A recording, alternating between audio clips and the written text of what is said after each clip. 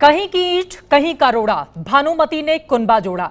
क्या यह कहावत इस वक्त बीजेपी के ऊपर बिल्कुल ठीक बैठ रही है? क्योंकि विपक्ष का सीधा आरोप है बीजेपी के ऊपर, बीजेपी इस वक्त विपक्ष मुक्त भारत के एजेंडे पर काम कर रही है। तीन अलग अलग तस्वीरें आपको हम दिखाते हैं। ये तीन तस्वीरें आपके सामने हैं, गुजरात, बिहार और उत्तर प्रदेश की ये तस्वीरें। कांग्रेस विधायक अंडरग्राउंड हो चुके हैं क्योंकि डर है कहीं वो बीजेपी का साथ ना दे दें। नीतीश मोदी की सरकार बिहार में बन चुकी है और इस तरह से वहां पर भी विपक्ष एक तरह से बेहद कुंद, जिसकी धार पिछले काफी दिनों से हम देखते हुए चले आ रहे थे। जबकि 3 एमएलसी ने समाजवादी पार्टी के और एक बीएसपी के उसने दे दिया है इस्तीफा और इसी वजह से अखिलेश यादव और मायावती ये आरोप लगा रहे हैं कि दरअसल विपक्षी पार्टियों के लोगों को तोड़कर खुद को मजबूत बनाने की ये कोशिश बीजेपी की है, जिसमें वो कभी सफल नहीं हो पाएगी। और इस वक्त 3 बेहद खास मेहमान हमारे साथ जुड़ चुके हैं, उनके साथ हम चर्चा करेंगे। आपको बता दें, पवन वर्मा जेडीयू के नेता हमारे साथ जुड़ चुके हैं, भाई वीरेंद्र साहब आरजेडी से हमारे साथ मौजूद हैं, जबकि बीजेपी से गौरव भाटिया हमारे साथ जुड़ चुके हैं। सबसे पहला सवाल गौरव मैं आपसे ही लेना चाहूंगी, क्या विपक्ष मुक्त भारत अब हो गया है बीजेपी का एजेंडा? भारतीय जनता पार्टी का एजेंडा बिल्कुल साफ है कि हम एक स्वच्छ सरकार देंगे, सशक्त नेतृत्व देंगे और भ्रष्टाचार मुक्त भारत देंगे और परिवारवाद मुक्त भारत देंगे। उसी तरफ हम लोग अग्रसर हैं। और जो आज उत्तर प्रदेश में हो रहा है या गुजरात में हो रहा है, तो मैं समझता हूं कि कहीं ना कहीं ये आत्मचिंतन का समय है कांग्रेस, आरजेडी, सपा, बसपा जैसी पार्टियों के, जो पूरी तरह से भ्रष्टाचार में लिप्त है, जहां पे योग्यता, निष्ठा, ईमानदारी को गौरव जगह नहीं दी जाती है। ये सवाल तो बीजेपी के ऊपर भी उठेंगे ना, दूसरी पार्टियों में आप लोगों को दाग बहुत नजर आते हैं। क्या सवाल उठेंगे? लेकिन जैसे ही बीजेपी में वो लोग शामिल हो जाते हैं, वो दाग अच्छे हो जाते हैं। उन्हीं समाजवादी पार्टी, बीएसपी या फिर बाकी दूसरे दलों जिनको आप तोड़कर लाने की कोशिश कर रहे हैं, जब तक वो दूसरी पार्टियों में रहते हैं तब तक उनके दाग आपको दिखाई देते हैं। जैसे ही बीजेपी में शामिल हो गए वो पूरी तरह से दाग मुक्त। चित्रा जी, आपको लगता है, मैं आपको बता दूं, बहुत से ऐसे नेता हैं जो भारतीय जनता पार्टी में एक मजबूत नेतृत्व देखते हैं, श्री नरेंद्र मोदी जी और श्री अमित शाह जी का, और वो हमारी पार्टी में आना चाहते हैं, लेकिन उनको पार्टी नहीं लेती है। पार्टी ऐसे व्यक्तियों को लेती है जिससे देश भी आगे बढ़े और भारतीय जनता पार्टी भी आगे बढ़े। अब आप कांग्रेस को बताइए, गलती किसकी है? अपने एमएलए को वो लोग कैद करके रखे हुए हैं, उनको बंदी बनाया हुआ है। जब उनके अपने एमएलए उनके राज्यसभा के कैंडिडेट के लिए वोट नहीं करना चाहते, तो क्या इसके लिए भारतीय जनता पार्टी जिम्मेदार है?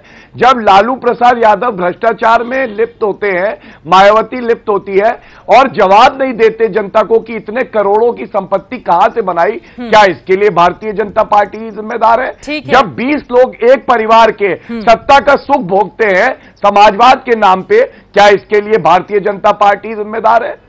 यानी कि आपको लग रहा है कि दूसरे लोग अपने नेताओं को बचा नहीं पा रहे और बीजेपी पर गलत आरोप लगा रहे हैं। जेडीयू के बहुत सीनियर लीडर पवन जी अभी हमारे साथ जुड़े हुए हैं। पवन जी, क्या आपको भी नजर आता है, और अब तो जेडीयू के ऊपर भी सवाल खड़े होने लगे हैं कि आप लोग भी बीजेपी के मोहपाश में बंध गए और फिर विपक्ष मुक्त भारत का जो एजेंडा है बीजेपी का, उसको साबित करने में अब आप लोग भी साथ दे रहे हैं बीजेपी का?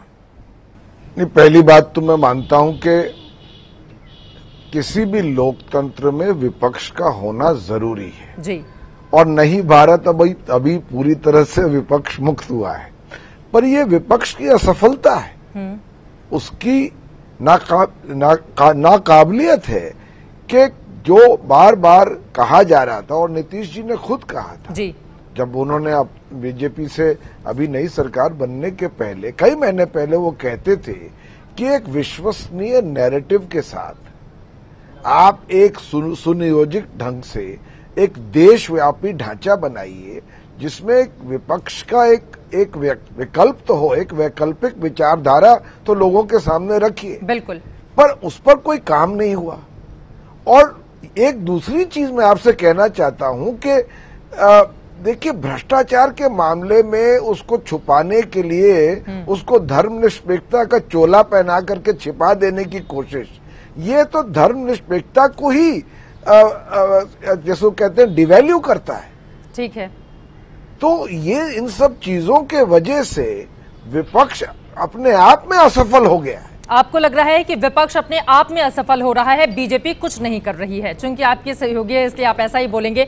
हमारे साथ कांग्रेस पार्टी के नेता संजय झा भी इस वक्त जुड़ चुके हैं। संजय जी, सीधा सा सवाल आपसे मेरा ये है, दरअसल कांग्रेस में या फिर विपक्षी पार्टियों में उस तरह की धार ही नहीं है जैसा कि इस वक्त हम सत्ता पक्ष के अंदर देख पा रहे हैं। आप लोग अपने नेताओं को तो बचा नहीं पा रहे, उल्टा जो ठीकरा है वो बीजेपी के मत्थे मर रहे हैं। तो ये बात कहां तक जायज है या फिर ये बात कहां तक चलेगी? जनता भी तो समझती है ना कि आप अपने नेताओं को बचाने की पहले कोशिश तो कीजिए, उन्हें समझाने की तो कोशिश कीजिए, लेकिन इसमें आप लोग पूरी तरह से फेल रहे हैं। मिट्टी में मिल जाएंगे लेकिन भाजपा के साथ कभी नहीं मिलेंगे, ये किसने कहा था?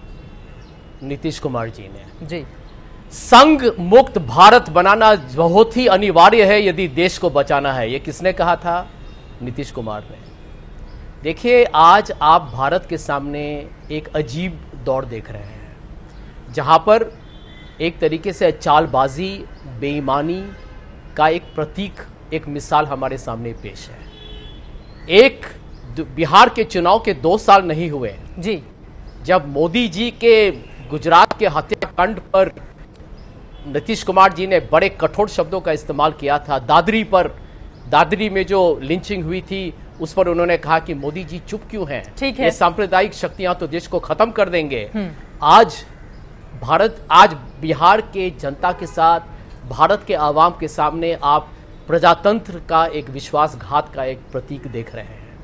अब आपको मैं इतना जरूर कहूंगा कि बहुत आसान है, ये तो सत्ता के पार्टी हैं, आज ये जीत रहे हैं तो सब लोग कहेंगे ये तो कुछ गलत काम करेंगे, बेवकूफ़ी भी करते हैं तो लोग कहते हैं वाह वाह मोदी जी की वाहवाही होती है। लेकिन सच्चाई क्या है?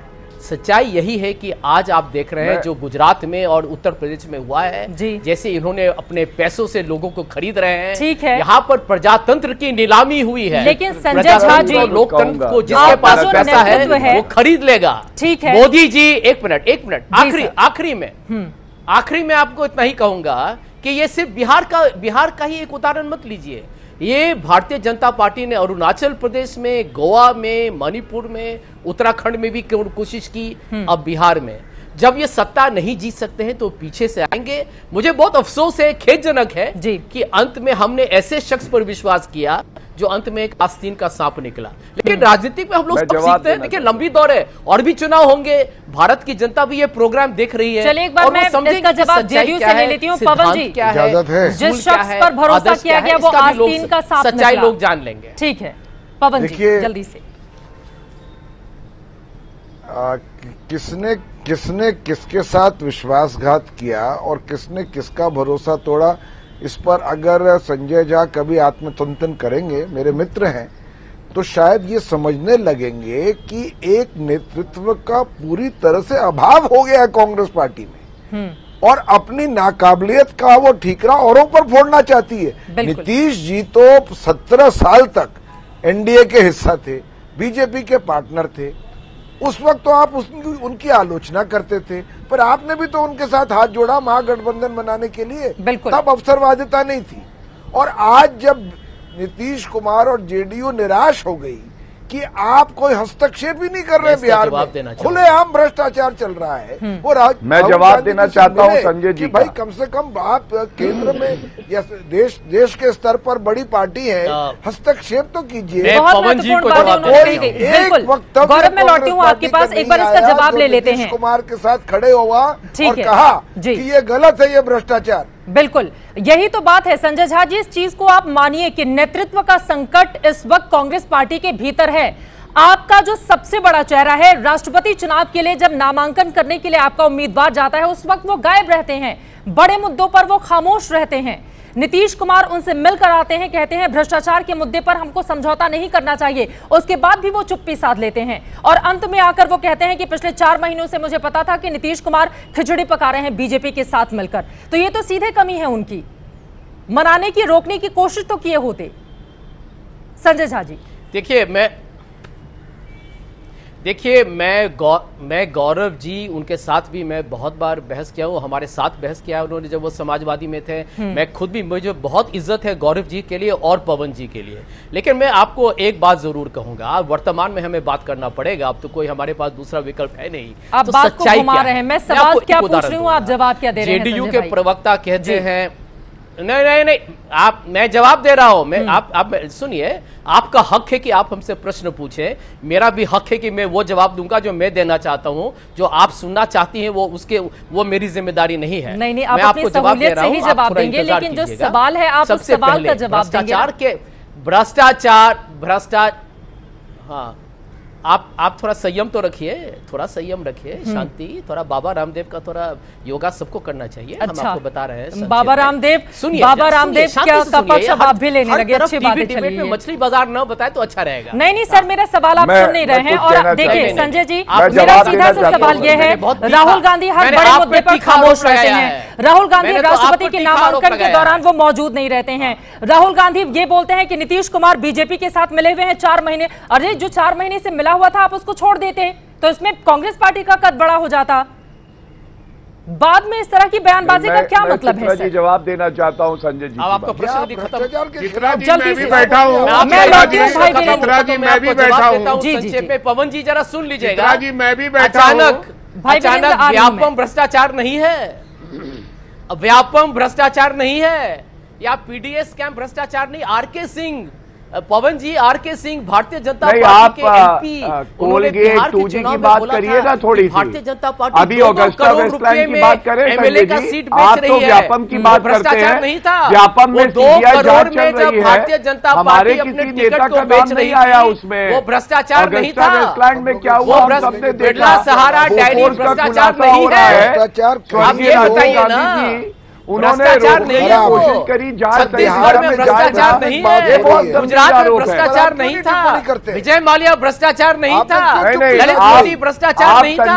अरे बताइए ना, आप ये भ्रष्टाचार कहाँ चले गए? बोल लेने दीजिए। अरे 2-2 करोड़ में भ्रष्टाचार का ने टिकट बेचा बिहार चुनाव में, यादव के कहाँ परिवार गया के वो 2 खिलाफ करोड़? हजारों करोड़ रुपए के पवन जी बताएं कहाँ गया वो करके हम भ्रष्टाचार बोलेंगे का तो शायद पैसा? ज्यादा अच्छे से हमारे वो लोकपाल कहाँ गया भाई जवाब सुन साहब? पाएंगे। कांग्रेस पार्टी के वरिष्ठ नेता दिग्विजय सिंह ने अब से 4 घंटे पहले एक ट्वीट किया है। उनकी ओर से लिखा गया है कि अल्पमत हो या बहुमत, निराश ना हो, देश और दुनिया में कहीं भी सरकार बनाने के लिए संपर्क करें अमित शाह से, गुजरात वाले। ये उनका ट्वीट है। सवाल यही खड़ा हो रहा है कि क्या विपक्ष मुक्त भारत के एजेंडे पर काम कर रही है बीजेपी? कहना चाहता हूं गौरव, जल्दी से मैं आपके पास आऊंगी, लेकिन बहुत देर से भाई वीरेंद्र हमारे साथ आरजेडी के नेता जुड़े हुए हैं, मैं उनके पास नहीं पहुंच पाई हूं। आप उनसे पहले पूछ लीजिए। जी नहीं, आप उनसे पहले बिल्कुल। भाई वीरेंद्र, मेरा सीधा सा सवाल आपसे यह है, आप लोगों को तो यह भी नहीं पता है कि आज जो आपके दोस्त हैं कल वो आपके दुश्मन बन जाएंगे। जब विपक्ष में किसी भी तरह की एकजुटता है नहीं तो बीजेपी उसका फायदा उठा रही है। गलत क्या है इसमें? इसके लिए जिम्मेदार तो सीधे आप लोग हैं। अरे कोई सिद्धांत नहीं है, देखिए, कोई जिम्मेवारी हमारी नहीं थी, ऐसी बात नहीं कहिए। ये जनादेश का खुलम खुला उल्लंघन किया है नीतीश कुमार जी ने जी। और ऐसे ठग और ऐसे धोखेबाज और विश्वासघाती आदमी देश में कोई नेता नहीं है। नीतीश कुमार अपना चेहरा चमकाने के लिए बिहार का सारा खजाना को खाली कर दिया है और केवल खोजते हैं कि पैसा कहीं से आवे और उसमें घोटाला करें। और हम लोगों ने मैंने 20 महीना इस सरकार में रहे, लेकिन अपने आप को देखा ही नहीं कि हम लोग सरकार में शामिल हैं। कहीं हम लोग का नहीं कोई काम हो पाता था, लेकिन हमारे नेता चाहते थे कि यहाँ सांप्रदायिक शक्तियों का घुसपैठ ना हो। इसके लिए वो सारा कुर्बानी देने को तैयार थे हमारे नेता आदरणीय लालू प्रसाद यादव जी। लेकिन ये बहुत पहले से आरएसएस और फासिस्ट वर्गों से मिले हुए थे। 6 महीना पहले मैंने बयान दिया था, ये 2 नाव पर सवार हैं नीतीश कुमार जी। दिक्कत तो आप लोगों के साथ तो यही है ना, जब आप जवाब सत्ता की मलाई मिलकर खाते हैं, लेकिन तब मैं तक आपको हमेशा सारी चीजें नहीं नजर आती हैं। आज सुना जाए आपकी बात मेरी बात सुनिए। वीरेंद्र, मेरा कहना जब है तक कि सत्ता जो की मलाई आप जनादेश लोग खा रहे थे है, तब तक तो सब कुछ हरा हरा था। अब चूंकि आप लोग सरकार में ना होकर विपक्ष में चले गए तो आपको सब कुछ अब काला नजर आने लगा। नहीं जी नहीं, मैं 6 महीना पहले कहा था कि ये दो नाव पर सवार हैं। नोटबंदी का सवाल हो, चाहे और कई सवाल हुए, राष्ट्रपति का चुनाव हुआ, मैंने कह दिया था कि ये दो नाव पर सवार हैं और फासिस्ट और आरएसएस और बीजेपी के गोद में ये खेल रहे हैं, मेरा बयान है।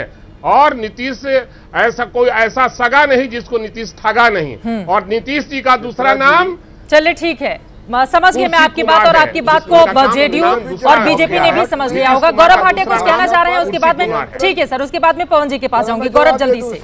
जी सर, लौटती हूँ मैं आपके पास। गौरव जवाब देना चाहता हूँ, मुझे इजाजत दें। दोगली मैं भी कुछ कहना चाहूंगा यदि मौका दिया जाए तो। संजय झा जी ने कहा कि नीतीश, ये महागठबंधन नहीं, ये अब महाठगबंधन है। एक एक करके सर, ये जेडीयू और बीजेपी का रिश्ता महाठगबंधन है। राहुल गांधी महाठगबंधन है, ये महाठगबंधन। मेरा कहना है कि जनादेश का ये लोगों ने ये महाठगबंधन है।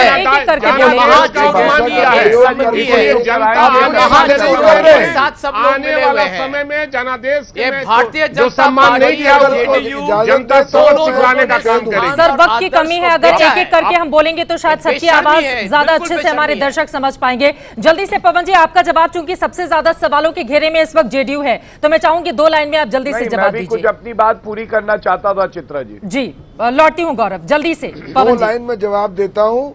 महागठबंधन को लोगों का समर्थन मिला था, इसलिए मिला था कि बिहार का विकास हो, सुशासन हो और सार्वजनिक जीवन में नैतिकता हो। इसलिए नहीं मिला था कि हम भ्रष्टाचार को नजरअंदाज करें। किस तरह की बात करते हैं? ठीक है, उनको तो कहना चाहिए था कि रिजाइन जब जवाब बोल रहे थे वो मैं बीच में नहीं बोला था। ठीक है सर, मैं समझ गया आपकी बात। एक आखिरी सवाल मैं ले रही हूं गौरव भाटिया से, किया है, ठीक है, वो है आरजेडी। ठीक है, जनादेश का बहुत खुलम खुला उल्लंघन किया है, जनादेश का अपमान किया है। वैसे मुख्यमंत्री को बिहार की जनता आने वाले समय में सबक सिखाने का काम करेगी। और इस तरह की भाषा का प्रयोग करते वो आपकी बौखलाहट दिखाता है कि तुम चाहे कुछ भी कर दे, वो कभी सीधी नहीं होती है। वक्त की कमी है, इस वजह से आप सारे लोगों को यहाँ पर शुक्रिया अदा करना चाहूंगी, क्योंकि एक एक करके अगर आप लोग अपनी बात रख रहे होते तो शायद हमारे दर्शक आसानी से आपकी बात को समझ पाते। लेकिन कुल मिलाकर राजनीति का रंग एक ही जैसा होता है। किसी भी नेता से बात करो, घूम फिर कर वो दूसरों पर ही उंगली उठाएंगे, लेकिन शायद वो भूल जाते हैं कि 3 उंगलियां खुद उनके ऊपर भी इशारा करती हैं। लेकिन चर्चा हम इस बात को लेकर कर रहे थे, क्या विपक्ष मुक्त भारत के एजेंडे पर काम कर रही है बीजेपी? क्योंकि अमित शाह जहां जहां जा रहे हैं वहां पर विपक्षी दलों के कई ऐसे नेता हैं जो अपनी पार्टी को छोड़कर शामिल हो रहे हैं बीजेपी में। अब इसको बीजेपी की काबिलियत कहा जाए या फिर विपक्ष का कमजोर होना, ये दर्शकों के ऊपर हम छोड़ते हैं। फिलहाल बड़ी बहस में अभी के लिए बस इतना ही। ये है एबीपी न्यूज, आपको रखे आगे।